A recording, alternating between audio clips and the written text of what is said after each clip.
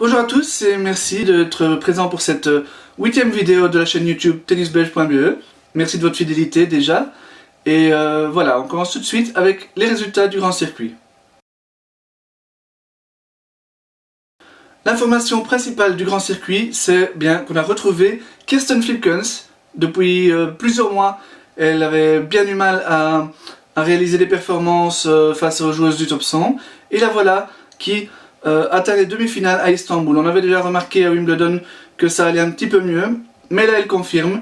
La demi-finale, c'est la première fois depuis 1 an et demi déjà qu'elle atteint ce stade dans un tournoi WTA. Donc super perf. Et en plus, elle bat Alizé Cornet qui est quand même top 30 au deuxième tour. En demi, elle est battue par l'Ukrainienne Tsurenko, qui semblait être un match à sa portée, mais bon voilà, l'Ukrainienne en a profité pour remporter son premier tournoi. A noter encore que Alizé Cornet, avant d'être battue par Kirsten au deuxième tour, avait battu Yanina Wickmayer au premier. Il y avait également un tournoi ATP dans lequel deux Belges étaient présents. C'était à Bastad en Suède. Steve Darcy, sur la lancée de son super week-end de Coupe Davis, a réussi à atteindre les quarts de finale. Là aussi, ça faisait vraiment longtemps pour Steve, on sait les problèmes qu'il a eu avec sa blessure. Depuis 2002, il n'avait plus atteint un quart de finale en tournoi ATP. Donc vraiment une perf qui est très importante pour la suite de sa saison et de sa carrière, tout simplement. Par contre, David Goffin, lui, il n'a pas réussi à capitaliser sur son week-end de Coupe Davis, puisqu'il a été battu dès le premier tour. Il faut dire qu'il s'était bloqué au dos en début de match. C'était contre Benoît Paire, qu'il a aussi à terminer le tournoi en vainqueur. Ruben Beumelmans, lui non plus, n'a pas vraiment réussi à capitaliser sur le week-end de Coupe Davis. Bon, il était tête de série numéro 2 du Challenger de Recanati. Il s'est hissé facilement en quart de finale en remportant 2 matchs en 2-7. Malheureusement, il a été battu en quart de finale, ce qui pour une tête de série numéro 2, normalement, est un tout petit peu trop faible. Par contre, Yannick Mertens, lui aussi, était en quart de finale de ce tournoi. Pour lui, qui n'a pas l'habitude d'être à ce niveau-là en Challenger, c'était par contre plutôt une bonne nouvelle. À Scheveningen, Alexandre Folli a été battu au dernier tour des qualifications, mais il a été repêché et il a franchi un tour dans le tableau final.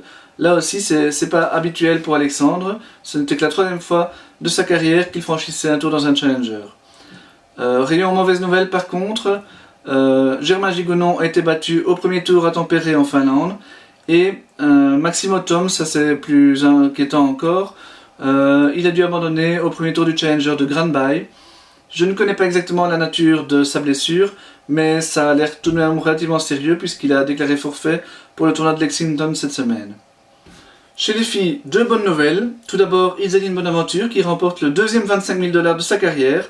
C'était à Darmstadt en Allemagne. Isaline a été assez impressionnante tout au long de la semaine. Elle a remporté tous ses matchs en 2-7 relativement facilement. Elle qui parfois avait du mal à tuer ses matchs justement et se battait parfois un petit peu contre elle-même. C'est une belle évolution dans son jeu, en tout cas cette victoire sans perdre un set et même avec des scores en général à part la finale assez rapides. Bon, je ne sais pas si on peut déjà mettre cette victoire sur le compte de l'expérience qu'elle a vécue face à Serena Williams la semaine précédente, mais en tout cas voilà qui est intéressant pour la suite de sa saison. L'autre belle performance de la semaine, c'était à Sacramento. Anne-Sophie Mestak a atteint la finale d'un tournoi à 50 000 $. Alors Anso était déjà en finale à 50 000 la semaine précédente, également en Californie. Donc ça confirme qu'elle est de nouveau sur une bonne voie. En finale, bon, elle n'a pas perdu non plus un set pour arriver en finale. En finale, elle a perdu en 3-7 contre la Russe Kalinina qu'elle avait battue la semaine précédente. Donc sans doute quelques regrets tout de même au niveau de la finale. Mais dans l'ensemble, son parcours là-bas en Californie est très intéressant. Le futur de Duijnbergen a souri aux Belges puisque la finale était de nouveau 100% belge comme la semaine passée à Knock. C'est Julien Kalinina qui s'est imposé 3 semaines après sa première victoire de la saison à De Haan. Donc il poursuit sur sa lancée puisqu'il n'avait pas joué entre les deux.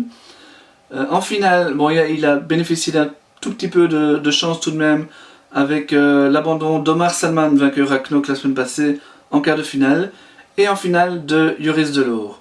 Joris qui lui aussi poursuit sa rentrée, son retour au premier plan.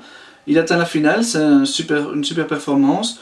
Son abandon n'est pas dû à sa blessure précédente, c'était une douleur à l'aine.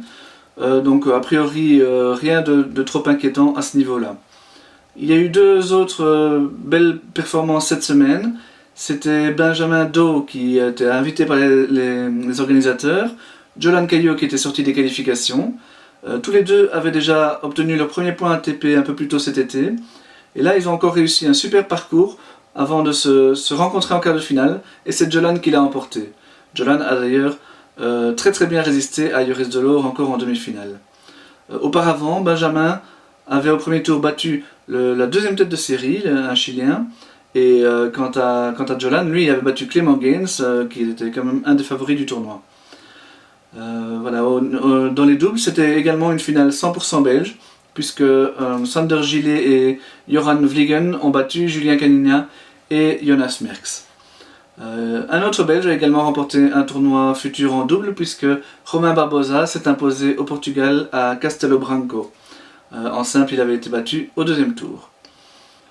Le tournoi féminin de Maaseik a nettement moins bien réussi aux Belges, puisque deux joueuses seulement se sont qualifiées pour le deuxième tour. Il s'agissait de Sophie Oyen, dont on a déjà beaucoup parlé ce mois-ci, et de Britt Goekens. Britt a perdu au deuxième tour et Sophie s'est arrêtée en quart de finale face à la future finaliste. Encore à noter, oui, Steffi Distelmans qui, elle, a remporté le double. Ellen Skolsen a préféré quitter la Belgique pour aller disputer le tournoi de Tampere en Finlande. Elle a atteint les quarts de finale en simple, relativement bonne performance aussi.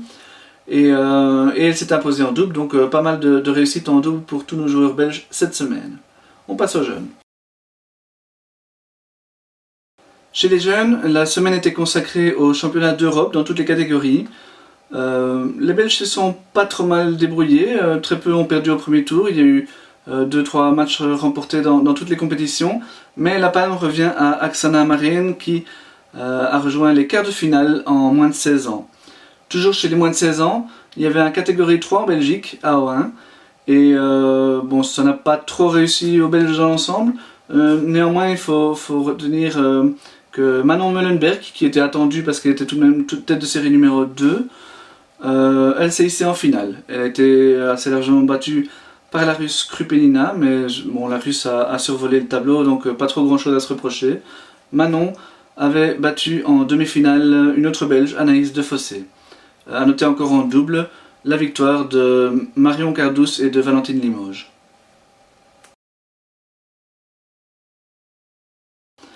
Pas mal de changements dans le classement belge, surtout au niveau des garçons. Steve Darcy, par exemple, grimpe encore de 3 places, devient 64e. Il est plus si loin de la meilleure position de sa carrière, qui était 44e, et ça remonte déjà à 7 ans. Ruben Bemmelmans a aussi gagné quelques places, 5 places exactement. Il grimpe à la 89e place. Les autres garçons qui ont bien progressé, c'est surtout évidemment ceux qui ont marqué le tournoi de Knock il y a 10 jours. Omar Salman, le vainqueur, c'est la plus belle progression de la semaine. Il grimpe de 152 places et devient 639e. Le finaliste Julien Dubail, lui, gagne 41 places et devient 508e. Donc il rentre bientôt, sans doute, Julien de nouveau dans le top 500. Joris Delors, lui aussi, il était demi-finaliste, donc il grimpe également de 34 places et il est 554e. Ah oui, il faut encore noter évidemment l'entrée dans le classement de Benjamin Do qui est 1746e et qui progressera la semaine prochaine, puisqu'on l'a dit, il a encore fait un quart de finale cette semaine. Au rayon des chutes, pas tant que ça, pas grand monde a baissé, mais il faut surtout noter que Arthur de Greve a chuté à la 300e place. C'est une baisse de 26 places tout de même pour Arthur. Et il est grand temps qu'il recommence à faire quelques résultats, notamment au niveau des challengers. Il a encore quelques points à défendre, ici notamment à la fin de l'été, et donc ça va être compliqué pour lui. Chez les filles, la perf de la semaine, c'est évidemment Kirsten Flipkens avec sa demi-finale à Istanbul qui la réalise. Elle grimpe de 15 places et revient à la 86e place mondiale. Anne-Sophie Mestak avec sa finale à Sacramento revient également dans le top 100, elle est tout juste 99e, plus 5. C'est ça, plus 5. Gagnante à Nieuwpoort la semaine passée, Sophie Oyen remonte à la 450e place, plus 36. Et Elin Boykens, qui avait franchi un tour dans un 25 000 $, elle grimpe de 40 positions et retrouve la 522e place, à seulement 50 places de son meilleur classement. A noter que Gretchen Minen, malgré sa finale à Nieuwpoort, ne rentre pas encore dans le classement, puisque, on le sait, il faut 3 résultats, 3 fois remporter des points pour avoir un classement en WTA, ou avoir au minimum 10 points, mais une finale c'est seulement 7 points. Donc il faudra attendre pour Gretchen Minen qu'elle ait encore 2 autres résultats, ou alors 10 points. Voilà, je pense que c'est tout. Oui, encore à noter l'info qui vient d'être diffusée cet après-midi.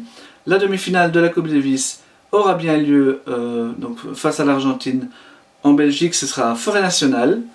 Ben, oui, l'ITF exigeait une grande salle, donc ben, c'est fait. Il faudra s'y rendre nombreux.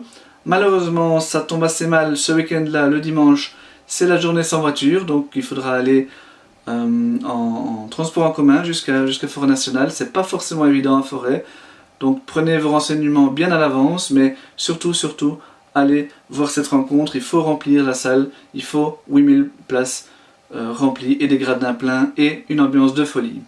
Voilà, c'est tout pour cette nouvelle vidéo. Bien à la semaine prochaine.